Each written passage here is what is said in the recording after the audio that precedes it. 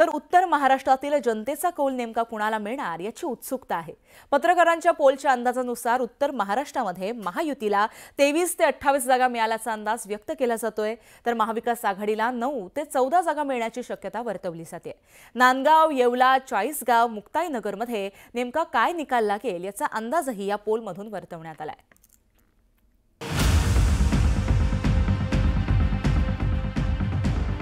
नंदुरबार, धुळे, जळगाव, नाशिक, मालेगाव आणि अहमदनगरचा समावेश असलेल्या उत्तर महाराष्ट्रात आतापर्यंत भाजप, राष्ट्रवादी आणि त्या खालोखाल शिवसेनेचा बोलबाला राहिलाय। मात्र शिवसेना आणि राष्ट्रवादीतल्या फुटीनंतर पहिल्यांदाच होत असलेल्या विधानसभा निवडणुकीत कोण बाजी मारणार याची उत्सुकता आहे। उत्तर महाराष्ट्रात निकालाच्या बद्दल पत्रकारांनी मतदारांच्या सोबत संवाद साधला। उत्तर महाराष्ट्रात महायुतीला 23 ते 28 तर महाविकास आघाडीला 9 ते 14 जागा मिळण्याचा अंदाज आहे, तर इतर 6 जागा कुणाच्याही वाट्याला जाऊ शकतात।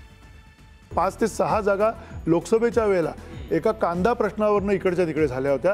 भाजपला तिकडे फटका बसला होता, मॅजिक पण तिकडे चाललं होतं। तर त्यामुळे या वेळेला उत्तर महाराष्ट्रामध्ये अशा प्रकारची काही घडामोड घडली तर आश्चर्य वाटायला नको, अशी परिस्थिती अजूनही तिकडे आहे। त्यामुळे हे जे आकडे आहेत हे आकडे महायुतीच्या दृष्टीने चांगले आहेत, पण त्याचबरोबर महाविकास आघाडी ही तिथे सरप्राईज देऊ शकते अशी सुद्धा सिच्युएशन आहे। नाशिकच्या नांदगाव मतदारसंघातल्या निकालाकडे सगळ्या राज्याचं लक्ष लागलंय।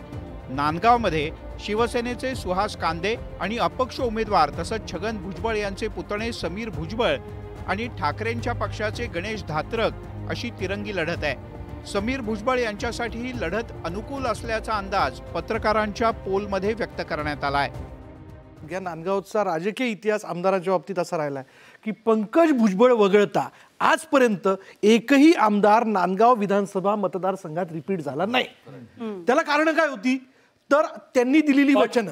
सगळ्यात प्रमुख कारण काय होतं, पाण्याचं, जे सुहास कांदेने पूर्ण केलंय। पण ज्या क्षणी समीर भुजबळांची ऐनवेळेस एंट्री झाली आणि त्याच्यानंतर कसे कसे त्याचे रंग बदलत गेले आणि आज त्याला काय स्वरूप आलं हे सगळं आपण बघितलंय। फार मर्डरच्या भाषेपर्यंत, जाहीरपर्यंत सगळं झालंय।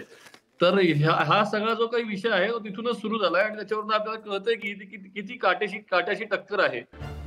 येवला मतदारसंघात अजित पवार यांच्या पक्षाचे नेते छगन भुजबळ आणि शरद पवार यांच्या पक्षाचे उमेदवार माणिकराव शिंदे यांच्यात लढत झाली।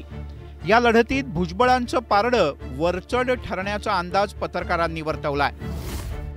जळगाव जिल्ह्याच्या चाळीसगाव मतदारसंघात भाजपचे मंगेश चव्हाण आणि उद्धव ठाकरे यांच्या शिवसेनेचे उमेदवार उन्मेष पाटील यांच्यात लढत झाली। भाजपचे मंगेश चव्हाण या निवडणुकीत सरशी साधतील असा अंदाज वर्तवण्यात येतोय। मुक्ताईनगरमध्ये ज्येष्ठ नेते एकनाथ खडसे यांची मुलगी रोहिणी खडसे आणि शिवसेनेचे आमदार चंद्रकांत पाटील यांच्यात तुंबळ लढाई आहे। रोहिणी खडसे यांच्यासाठी ही निवडणूक अनुकूल असल्याचा अंदाज वर्तवण्यात आलाय।